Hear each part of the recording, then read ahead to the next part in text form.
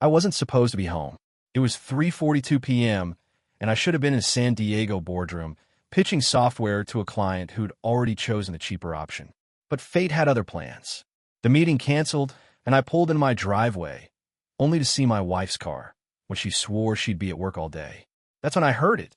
Her laugh, the one I hadn't heard in years, coming from our bedroom. And it wasn't for me. Ethan Carter, 34, lived what most would call a good life in Carlsbad, California. A tech sales rep for a logistics software firm, he spent his days pitching solutions to supply chain managers in sleek San Diego boardrooms or stuck in traffic on the I-5, chasing the next deal. His job wasn't glamorous.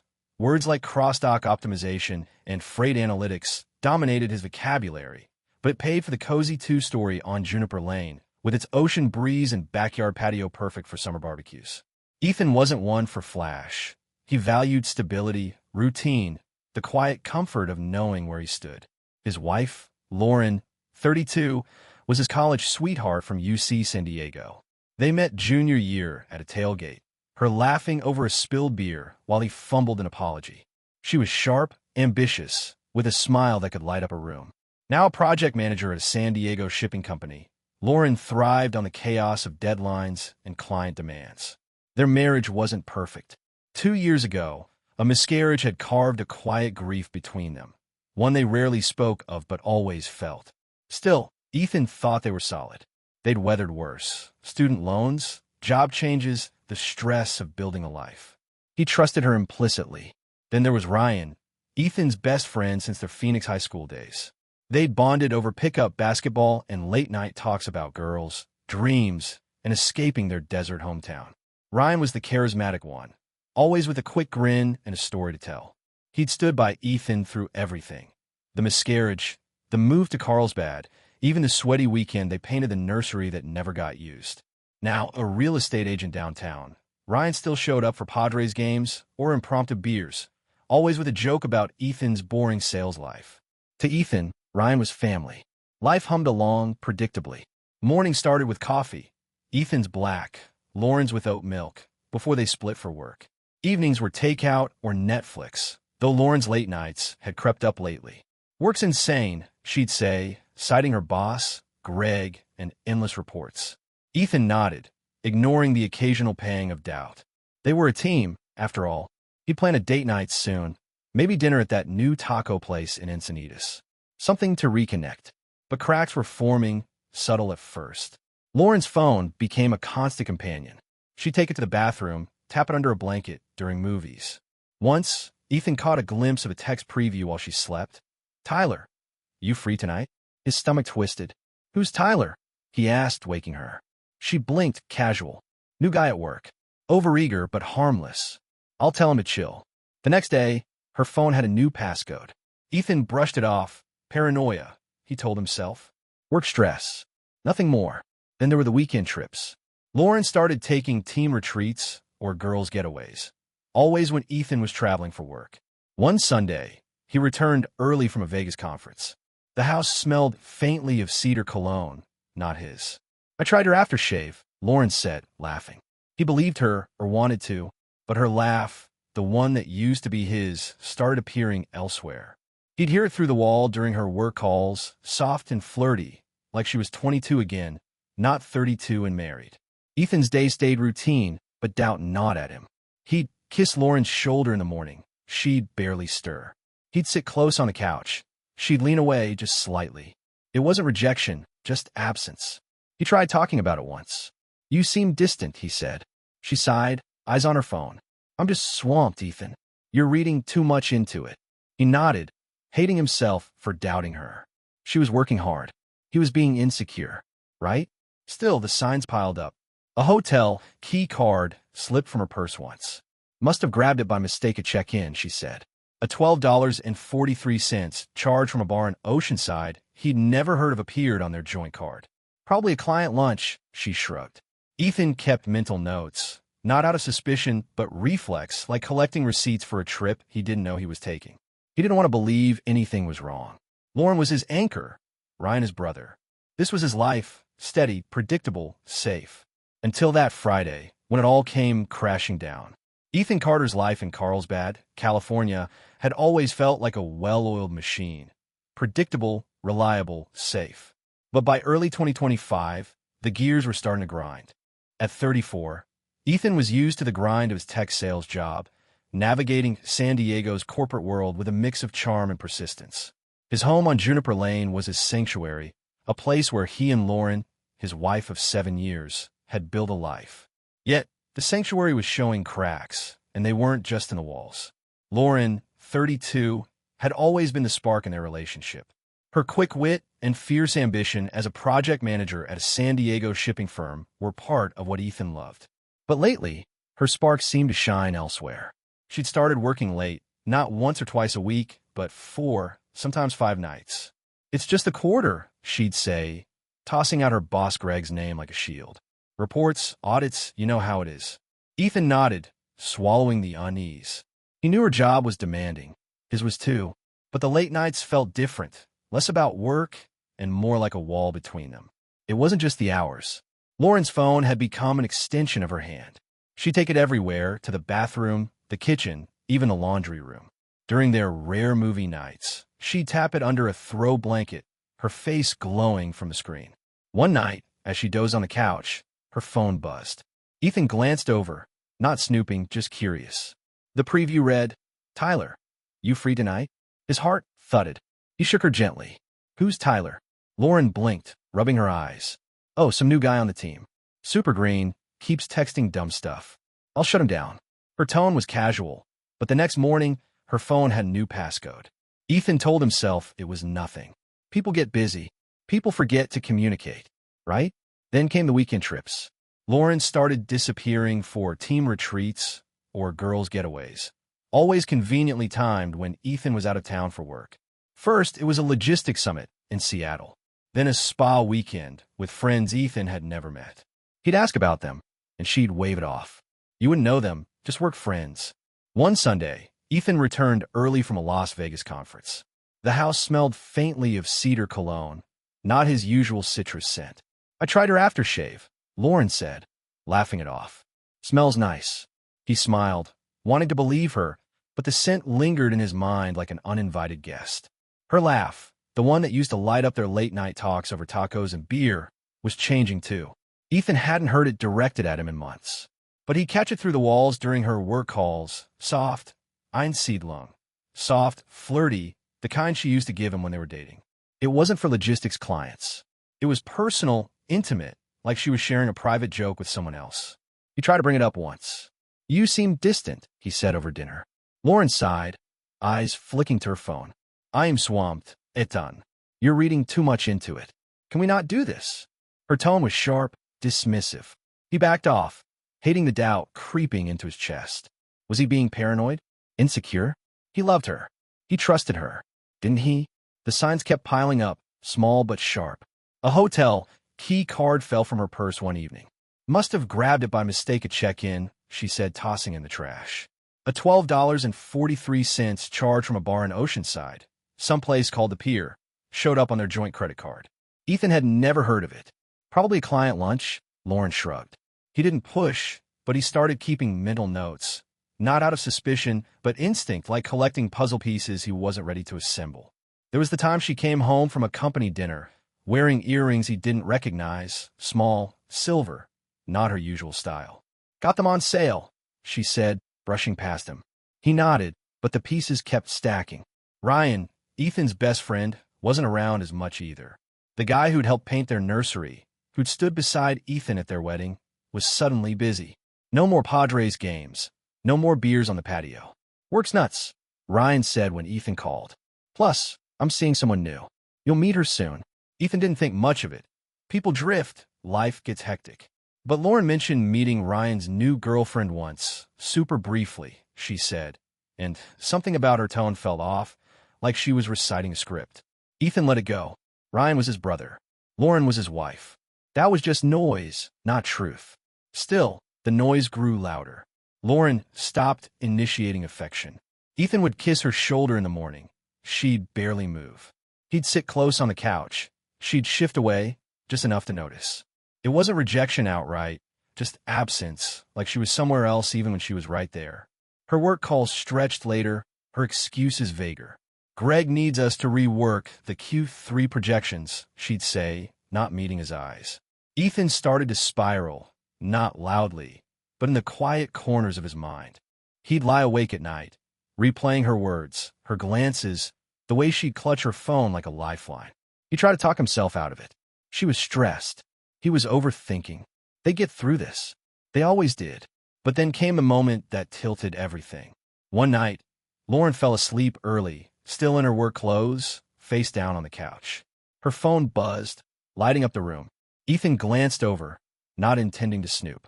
The message preview stopped him cold. "Tyler, you up? Miss you. Miss you." The words burned into his brain. He stared at the screen, then at Lauren, snoring softly. He didn't wake her this time. He couldn't. The doubt wasn't just noise anymore. It was a siren. The next day, he noticed she'd changed her passcode again. When he asked about Tyler casually, she laughed. "Told you. He's just a coworker. I blocked him. Happy now." But her eyes didn't meet his, and Ethan knew she hadn't blocked anyone. The puzzle was starting to take shape, and he wasn't sure he wanted to see the picture. Ethan Carter's world was unraveling, though he hadn't fully admitted it to himself. At 34, he'd built a life in Carlsbad, California, that felt like a safe harbor, a steady tech sales job, a cozy home on Juniper Lane, and a marriage to Lauren, his college sweetheart. But the doubts that had started as whispers, her late nights, her guarded phone, the flirty laughs he overheard, were now screaming. By April 2025, Ethan was teetering on the edge of a truth he wasn't ready to face. That Friday, the truth found him. It was 3:42 p.m., and Ethan wasn't supposed to be home. He'd been scheduled for a pitch in San Diego, selling logistics software to a client who'd already half-chosen a cheaper competitor. The kind of meeting that drained your soul, leaving you questioning why you cared about supply chain efficiency. But the client canceled at the last minute, citing a scheduling conflict. Ethan could have gone to the gym, grabbed a coffee, or driven to La Jolla to lose himself in the ocean view. Instead, he decided to swing by the house. He told himself it was practical. Some work files were upstairs, and he was starving for a sandwich. A quiet afternoon to decompress. That choice changed everything. As he turned onto Juniper Lane, Ethan spotted Lauren's white SUV in the driveway. His stomach lurched. Just an hour earlier, at 2:15 p.m., she'd texted, asterisk swamped with meetings. Might Uber home late. Asterisk she'd painted a picture of a grueling day at the shipping firm, back-to-back calls, a working lunch, no time to breathe. So why was her car here? His mind scrambled for excuses. Maybe she'd gotten sick. Maybe a meeting ended early. Maybe she forgot a text. But deep down, a colder instinct stirred, the kind that tightens your chest and crawls up your spine. Ethan parked 2 houses down, hands gripping the steering wheel. He checked his phone. No messages, no missed calls. Just her last text, with its grinning emoji. Crazy day, hoping I could sneak out for coffee later. 40 minutes ago, and she was already home. The math didn't add up. He stepped out of the car, closing the door softly, as if making noise might confirm what he was starting to fear. His palms were sweaty, his steps slow as he approached the house. The late afternoon sun cast long shadows across the sidewalk, and the distant hum of a neighbor's lawnmower felt deceptively calm. The front door was ajar, just an inch, but stopped him cold. Lauren never left it open. She was obsessive about locking up. Ethan hesitated, one foot on the porch, hand hovering over the door.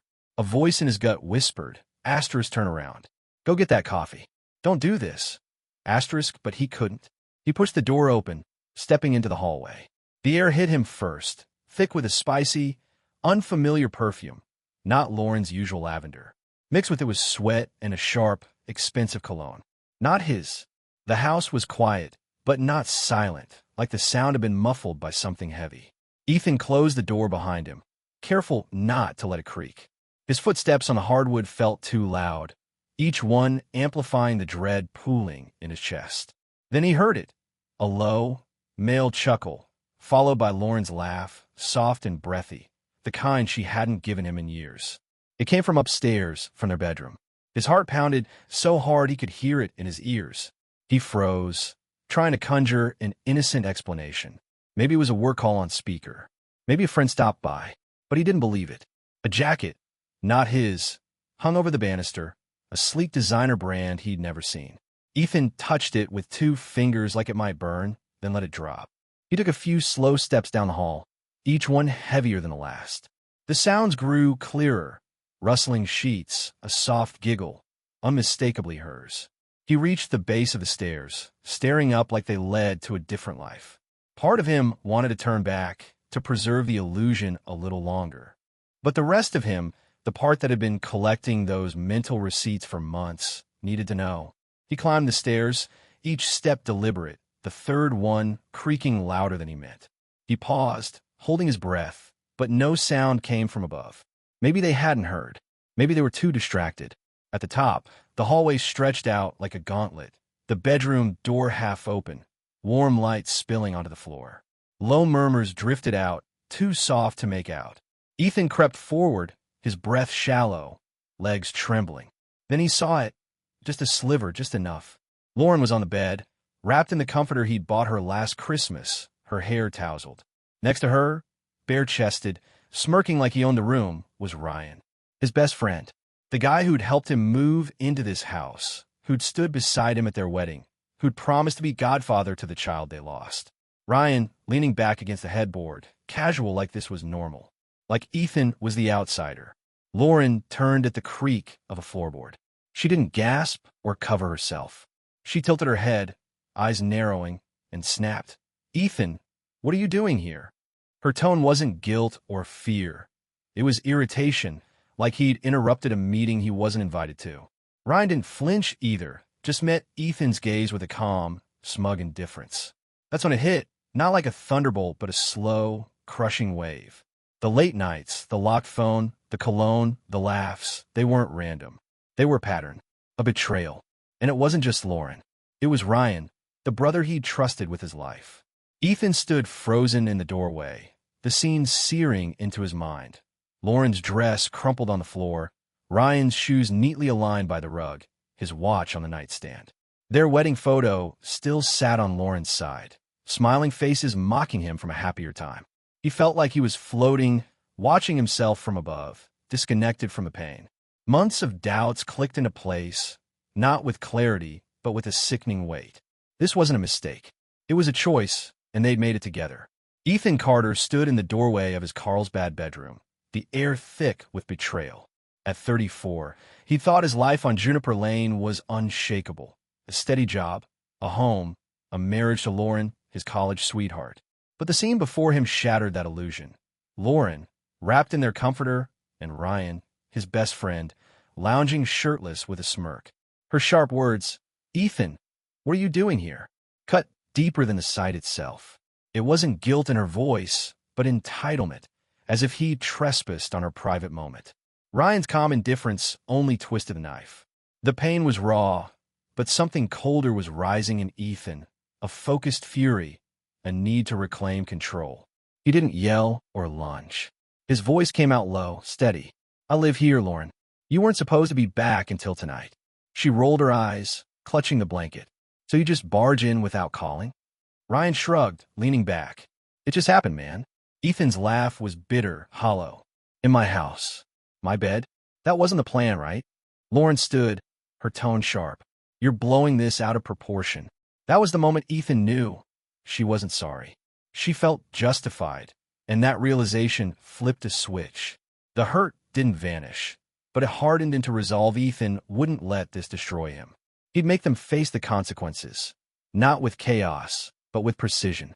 Ethan stepped back, eyes locked on them. "Get out," he said to Ryan, his voice like steel. Ryan glanced at Lauren, then back, unbothered. "Come on, man, let's talk." Ethan shook his head. "You're done here." He turned and walked out, ignoring Lauren's shout. "You're being ridiculous." As he descended the stairs, the wedding photo on the nightstand, her dress on the floor, Ryan's watch, they burned into his memory, fuel for what came next. In his car, parked 2 houses down, Ethan sat in silence. The pain was there, sharp and heavy, but it was giving way to clarity. He wasn't just a victim. He was a man with choices, and he chose to act.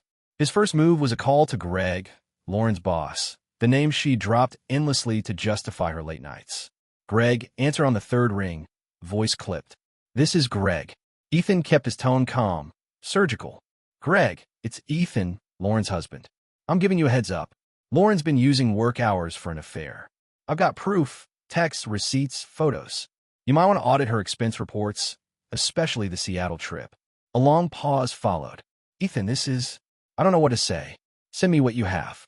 Ethan nodded to himself. Check your inbox in 10. He hung up, already pulling screenshots from their cloud backup. Flirty texts to Tyler, a hotel receipt from Seattle, timestamps that didn't match her work excuses.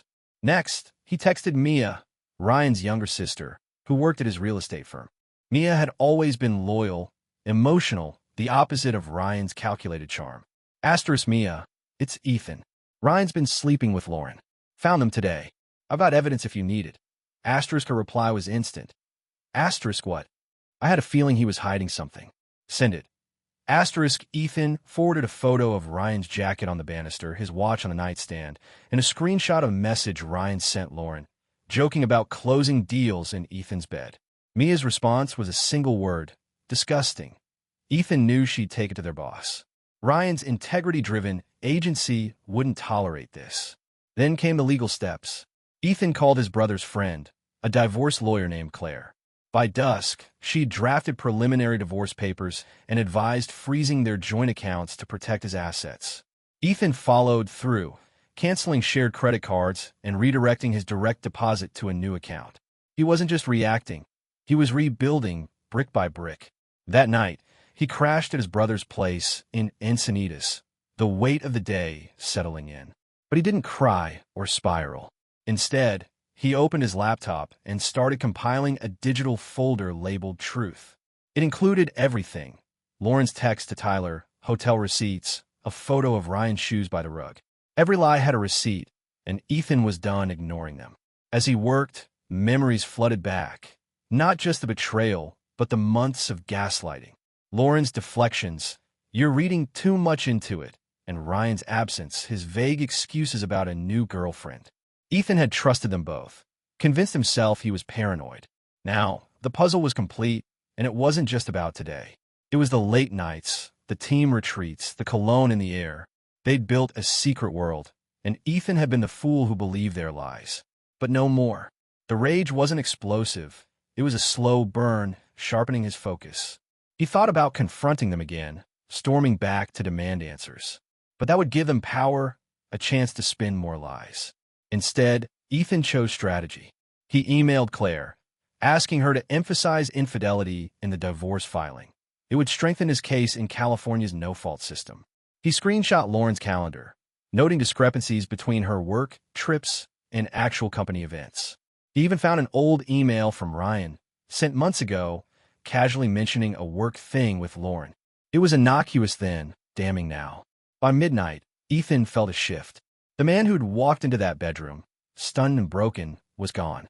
In his place was someone new, wounded, yes, but deliberate, unstoppable. He wasn't fighting for Lauren or Ryan's approval. He was fighting for himself, for the life he deserved. As he closed his laptop, the folder now bulging with evidence, Ethan made a silent vow. They faced the consequences, not in a courtroom drama, but in the quiet collapse of the worlds they'd built on lies. For the first time in months, he felt alive, not because the pain was gone, but because he'd chosen to rise above it. Ethan Carter's life had been upended in a single afternoon, but by the time dust settled over Carlsbad, California, he was no longer the man who'd stood frozen in his bedroom doorway. At 34, he'd faced the ultimate betrayal. His wife, Lauren, and his best friend, Ryan, caught together in his home on Juniper Lane. Their lack of remorse. Lauren's irritated, "What are you doing here?" and Ryan's smug indifference had ignited a fire in Ethan. Not the kind that burns out in a blaze of anger, but a steady, focused resolve to reclaim his life.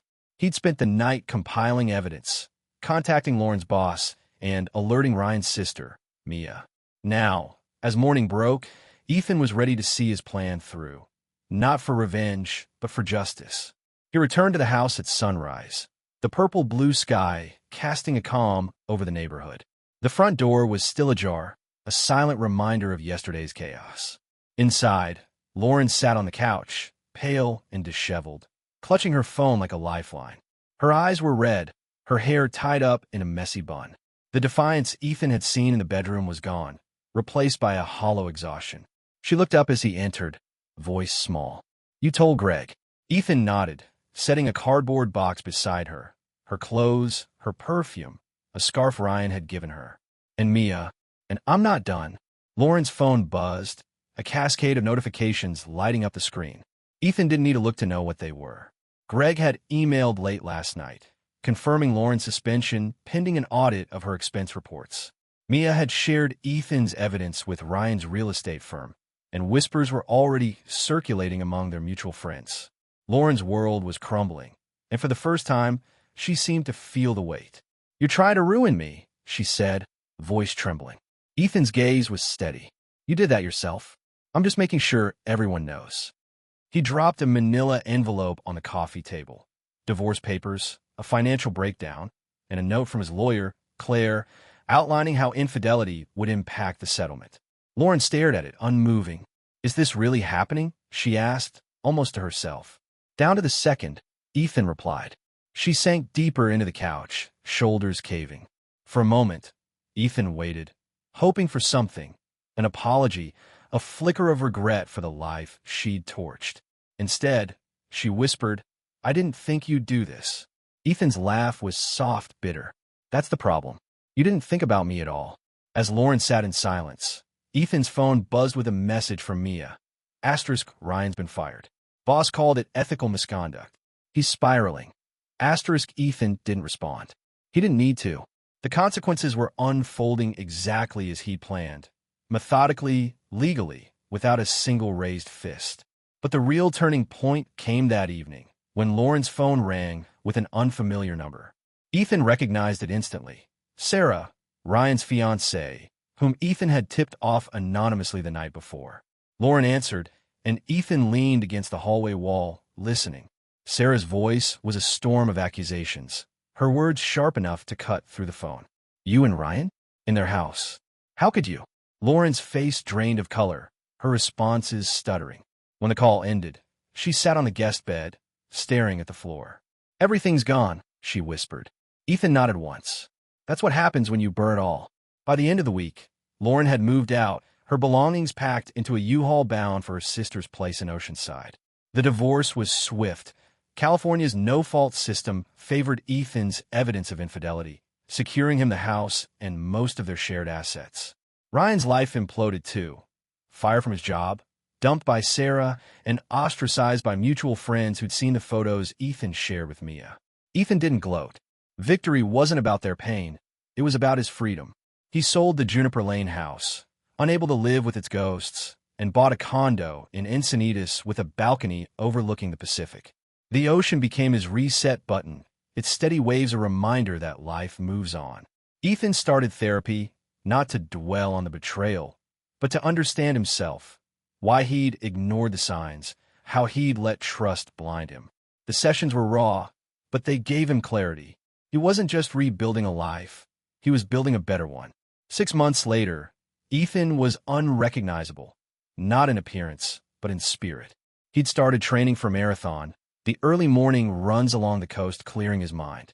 At work, he took on a mentorship role, guiding younger reps with a confidence he hadn't known he had.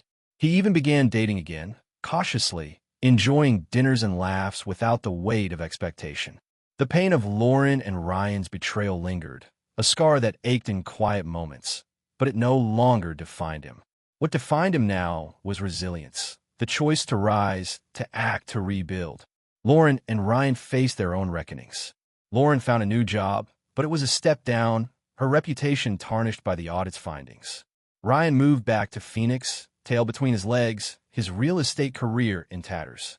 Ethan heard through Mia that they'd cut contact with each other, their affair collapsing under the wreckage they'd created. He didn't care. They were chapters in a book he'd closed. One evening, as Ethan sat on his balcony, a beer in hand, he thought about the man he'd been a year ago, trusting, naive, willing to ignore the cracks in his world. That man was gone, replaced by someone stronger, not because he'd avoided pain, but because he'd walked through it. Justice wasn't about their downfall. It was about his rise. And for the first time in a long time, Ethan smiled, not at their loss, but at his own beginning.